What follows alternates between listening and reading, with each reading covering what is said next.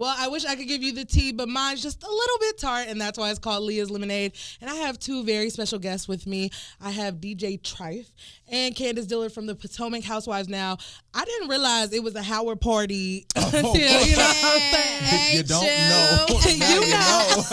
Period, poo. Now, I will say I'm a little salty because you all did meet in the gospel choir, and let me tell you, I auditioned. I didn't make it, honey. Wait, I did not make it. No. What year did you audition? Oh, what was that? Like maybe 2013. Like, y'all, I really thought that I was I set my hopes on coming to Howard and being a part of that gospel choir. And you know what? Oh my God, Leah. I didn't you make should have it. tried again. But you know what? I still supported. I wasn't salty, you know what I'm saying? But I was salty. I ain't gonna lie. You never know what God is protecting you from. Okay. It could have been some holy foolish mess in there. Well, Howard is a haze in general, so I know how it goes. Listen. Oh, it was a haze. I heard a holy haze. It was a holy haze. Way back in the day. Come on, this is too churchy for me already. Okay. So y'all gonna tell me about this ball now. I cannot pronounce it, so go ahead and say it. Viribus Ball. Viribus Ball. Tell me about it. V is in Viribus. Okay, so I know that it is benefiting Taraji P. Henson, who her foundation, which is she's also a Howard alum. So talk about that. Okay, so I'm going to step back a little second to see how we got here. Okay, tell me about I've struggled with mental health. I still struggle with mental health, and I've gotten help for that. But in our community, the black community, that is not something that is usually a remedy for what we're going through. Usually it's, baby, we're going to pray for you, or you just a little touched and you crazy. Amen. Talk about it. But I didn't think I was going to make it to 30 because of my struggles with mental health. And I used to say if I make it, and now it's when, because I'm a week or so out. Now, when I make it to 30, I'm going to do something to bring awareness to what I've been going through and to hopefully inspire someone else. Yeah. And that is where the Viribus Ball came from. So it is going into my 30th birthday, but instead of having my birthday party, I am donating that to a cause. That's so amazing. There will be no cake. There will be no singing happy birthday. It is the Viribus Ball. And Candiace, who's been a friend of mine since college, who actually saw me through my struggles and kind of talked to me, recognized that because of the work of her mother, saw me and told me, hey, you need to go get help. And she started me down that journey. And when we decided to do this, I think like September of last year or so, I was like, what are we going to do? She's like, let's do it. And Viribus stands for strength in Latin. So we're celebrating the strength of not just myself, but all the people, specifically black men, who can come and be vocal about that and help normalize what is normal and also normalize getting help. So that's how we got to the Viribus Ball, and that's how we're here today. That's what's happening. So, I mean, talk to me, I guess, about your journey. And as a black man, I think, you know, even when we're college educated, even when we know better, I think it's sometimes difficult to come forward to seek help. So I guess talk to people out there who know getting help is the right thing to do, right? But putting the action behind it. This last year obviously was difficult for you. Talk about the moment where you knew it was important or it was instrumental that you got help. You want me to be real? Be honest. Let's Cut go. the cameras. Ooh, tell the truth.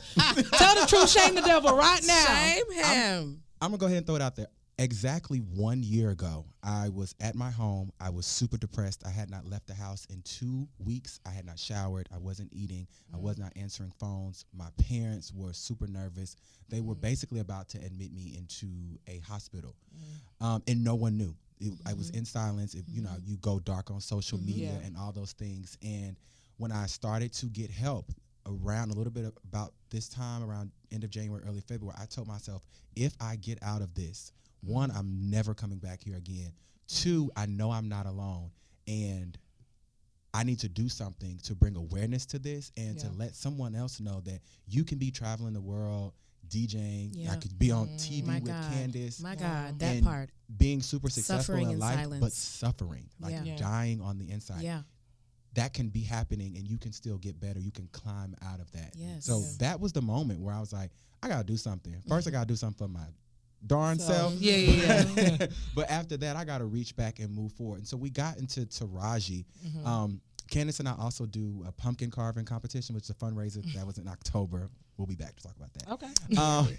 But we always said we don't want to reinvent the wheel. We want to work with people who already have boots on the ground, who already have foundations and frameworks together. Like we don't have time to do all of that. Taraji kind of just fell into she was the perfect piece to the puzzle. Yeah. She is a Howard alum. Yes. She has a foundation focused and geared towards the mental health and awareness of Black men, the Boris P. Henson Foundation, in honor of her father, who struggled. She's from D.C. She's from Southeast, and she went is to a Howard what? University. Howard alum. Okay, she a bison. Put the puzzle together. I mean, Come we were on. like, that's the organization. Yeah. Like, that's who Yeah. we're giving it to. Yeah. And we were kind of even leery about mentioning like the press that we're donating to her outside of the actual organization, because we don't want people to think that we're trying to use her to build Right. this Right. brand of a gala or whatever, because we changed organizations for every one of our events. But this was a perfect piece. Yeah. Yeah. And regardless if she's able to make it or if her foundation is already on board. But regardless of how that works out, we're doing this and we're giving that money. Hopefully we make a nice substantial amount. A nice little Absolutely. coin. Yes. to them. And we're going to keep moving forward, and we'll find another cause, because there's a lot of causes Yeah, that absolutely. need a little help. Oh, yes. No, I think this is super dope, and kind of going back to what you talked about, the public perception. Yes. Candiace, you So obviously are on the Housewives of Potomac, and I think through these last couple seasons that you've been on, we've watched as you have been through tribulations, and I think it's easy to watch a TV and judge someone and you don't know them. Talk about your struggle, to be honest, like, because I think it's one thing when we get on social media and we're clapping back. It's one thing, to have a little jab or throw a little shade. But talk about for real what it's like when you were sitting at your house on a Sunday and you're watching your feed fill up with mentions of people who don't know who you are, don't know anything about the context of the situation, and don't know you. Oh my God, girl, this is therapy in this room. Yeah. I have said on Twitter many times in the last year that this culture of cyberbullying and cyber harassment is horrendous. And I think about, I take everything back to myself. I wouldn't do that. I would never say that. Would I do that? Would I say that? Yeah. And when I was just little old Candiace, little brown girl in D.C., and I'm watching, Kim Kardashian or, Amber Rose or, whomever, there was no part of me that felt entitled enough to go on social media and say, girl, you need to leave him. Girl, you are a hoe, or whatever it is. Yeah. And so it's been, even to this day, it's so hard for me to grapple with the idea that people attach themselves to this television persona of who you are and think that gives them license to literally rip you to shreds. And especially given everything that's been going on that I can't talk about, it makes it that much more difficult when I know my truth and what I want to say, and I can't say anything about it. And everyone thinks they know, and I have to find other ways to release. And for me, it's contributed to probably my most dark time since college. So much so that I have had to seek out a new therapist. I'm currently shopping and interviewing therapists. I say that it's important that when you are seeking out a therapist that you do interview them and make sure that there is a vibe and that you can come into this space and feel open enough to spill your guts and talk to them. And I've had to visit anxiety medication because I couldn't do it on my own. And I am a woman of prayer. I'm a woman of God. I'm a Christian. I cuss a little bit, but I am a Christian. Yeah. And I was praying and I was going to church and I was leaning on my friends who are my prayer warriors and people who are not afraid to speak openly about God. Yeah. And that helps, but sometimes that's not enough. And sometimes it's okay to speak to someone who doesn't know you, a non-biased relief, party. honey. Yes. You telling them all the tea. I love it. The things that you could never tell. On the way here. Was in the yes, car. in the car. In the car. On the way I'm here. not canceling. Yes, yeah. So it's been hard. It's been really difficult, and this is so cathartic to be able to be here. And I'll go back again to the Lord and how He placed this opportunity, the brainchild of Tryfe, into our laps. Because as much as I am using this and as Calvin is using this to promote and talk through liberating others in our community, it's therapy for me to be here and be able to say out loud, yeah, I have dark days. Yeah, I have to talk to my therapist. Yeah, I have had to take medication to be okay on certain days. Yeah. And that's okay. Yeah. It's okay. Normalize getting help. Yeah. That's not normal in the Black community. It's not. Especially, and we talked earlier about being from the South. I'm from Atlanta.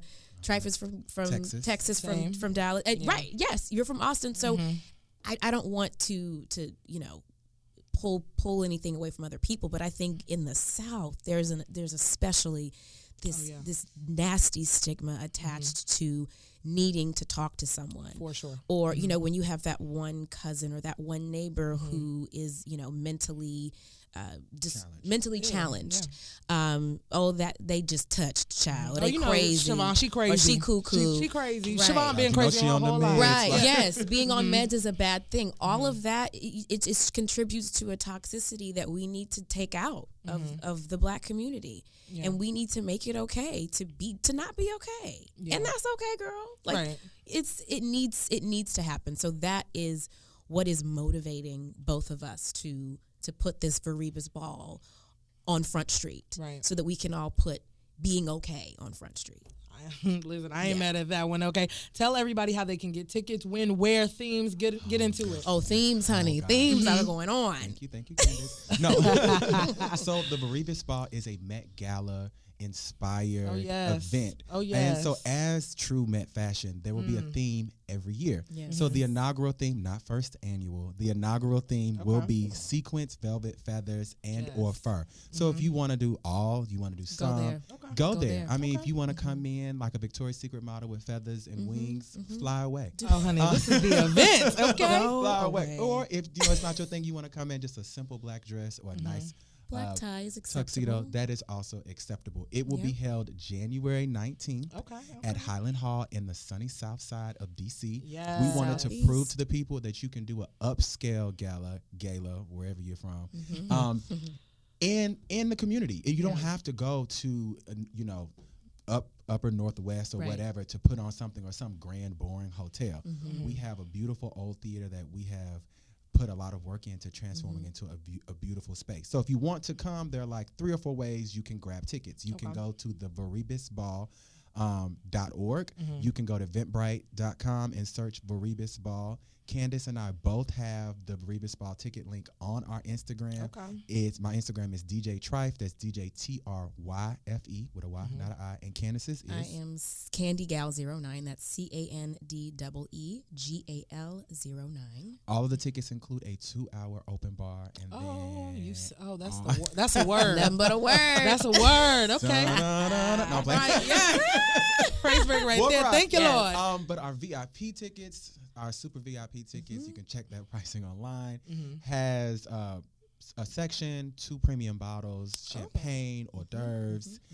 We have the lovely Farrah Fawcett DJing. I will be hosting, so I may. Because Candiace may sing too. And Kenneth there Carrell, may be a ministry of DJing and a ministry of song. Okay. So we told let them use you. I said, if I go up and play your song, if you want me to DJ, if I play the song, will you sing it? I mean, we didn't pay for a performance. But, we'll have it. Nonetheless, Kenneth Carrell, he was the DJ at CultureCon in New York, is going to be there. And then Farrah Fawcett, she does her party Throwing Shade at Cabo on U Street, and she's has a residency at the W at POV. Yeah, so we got some nice talent. It's gonna be jazzical. Well, and the great news is it all goes to a amazing cause. Exactly. I mean, this is super dope. When I read it and I got the PR press release, I was like, yo, this is a dope concept anyway. I like that y'all are just taking the culture, the blackness of DC, and really trying to flip the narrative, but not only make it in DC. So thank you so much for coming. I want to thank you, and especially Radio 1. It is very difficult to get something that's brand new on the air. Yeah, absolutely. And I mean, Alex Hill, He is our PR person. Shout out to Alex. That's my Shout out to boy. Alex. He did Another amazing. HU. Another But HU. He is a HGC alum as well. Yes. Yep. But it really takes a village. It takes you guys. It takes the host. It takes Radio 1. It takes everyone to be able to put something like this at the forefront and to bring, awareness to a cause. And we are going to normalize that we be crazy sometimes. Yeah, we do be crazy. And that's fine. Right. I look good crazy. Yeah, that's the minimum you should do. If you're going to be crazy, look good while you're doing it. You know what I'm saying? With an eyebrow on. Okay, period, poo. Now, Candiace, while I have you here, of course, you're a housewife of Potomac, and last season was ridiculous. I think that was like y'all's breakout season. Season 4 was amazing. Yeah, y'all did that. Y'all did that. Can we expect more coming up? Because we know y'all been filming. Obviously, you've been in the headlines. I know you can't really talk about it. I can't really talk about it. I'm sorry. But yeah, if we gonna have a season, I can't really say what's going on. Mm-hmm. Something's going to be popping. Yeah. Off. Oh, it's gonna be lit. All right. Let me tell you, I will be there. Yeah. Oh, yes. I will be there, and we I will still be have watching. to talk. Yes. We were supposed to talk like yes, a minute we ago. were. We were. So we'll have a little kiki and we have preparation. Because my whole thing is y'all did the hell out of that. If y'all didn't see the Leah's Lemonade cameo, Yes. I literally screamed.